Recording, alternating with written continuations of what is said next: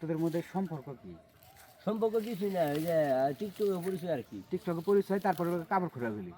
কি এর কাপড়? এনে যে কাপড় খুলে এতক্ষণ কি করলি? কাপড় শুনেন খুলে ভাই, এই তুই চুপ থাক, তুই চুপ থাক, আমি সত্যি কথা কই দিম আজকে। আচ্ছা আপু তুমি বলো। শুনেন ভাই, ওর সাথে আমার টিকটকে সম্পর্ক হইছে। এক কথা কবি না। টিকটকে আমার সম্পর্ক হইছে। পরে ও আমার কইলো কি যে তোমার লগে দেখা করতে চাই সরাসরি। হ্যাঁ, আইতে কইছি। তা আমি কইলাম আমার স্কুলের সামনে পরীক্ষা, বলছিল সমস্যা নাই তুমি পরীক্ষার নিয়ে আসো। আমি তো স্কুল ব্যাগটা কিছু নিয়ে আসতে পারিনি, আমি এমনি আইছি ওর লগে। স্কুল থেকে তুমি সরাসরি স্কুল থেকে চলে আসছো নাকি বাড়ি থেকে আসছো? না না, স্কুল থেকে পরীক্ষা। এখন তোমার বাড়ির বাবা মা কি তোমাকে নিয়ে চিন্তা ভাবনা করতেছে না? তা করতেছে কিনা আমি জানি না, আমার কাছে তোর ফোন টোন নাই কিছু।